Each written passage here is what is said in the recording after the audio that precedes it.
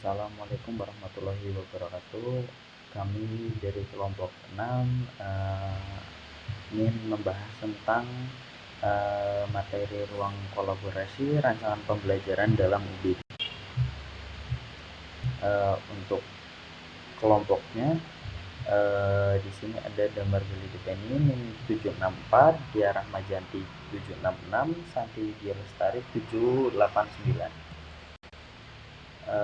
Untuk perbedaan peserta didik, setiap individu mempunyai ciri khas yang berbeda.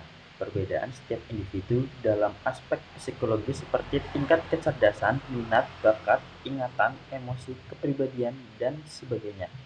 Hal ini menunjukkan bahwa setiap siswa mempunyai kemampuan dan cara belajar yang berbeda-beda. Di sini ada cara mengatasi keberagaman peserta didik. Yang pertama, merancang kegiatan pembelajaran dengan beragam model, strategi, dan metode yang sesuai sehingga dapat menciptakan suasana belajar yang kondusif, menyenangkan, dan sesuai dengan karakteristik, kebutuhan, serta kemampuan siswa. Yang kedua, memahami kecenderungan gaya belajar dapat meningkatkan kualitas proses pembelajaran. Berdasarkan temuan hasil penelitian, kecenderungan gaya belajar yang dimiliki siswa memiliki gaya belajar siswa.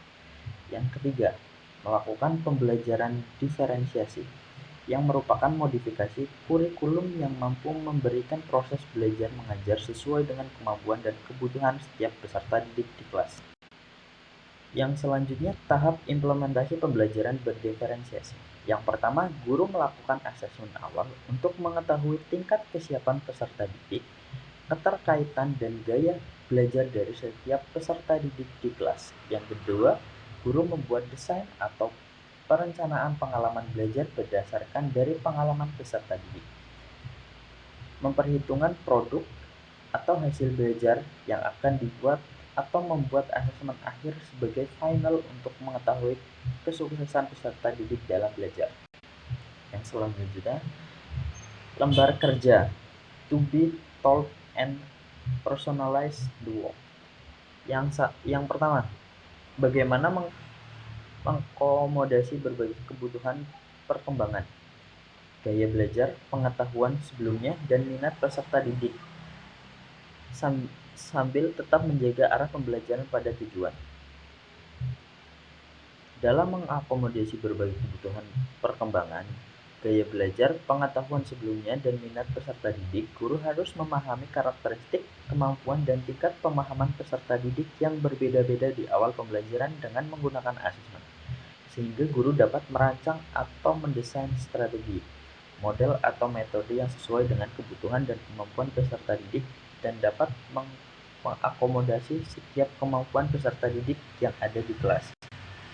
Yang selanjutnya, bagaimana cara menyesuaikan rencana pembelajaran apabila ada perubahan kondisi untuk memaksimalkan keterlibatan dan efektivitas pembelajaran.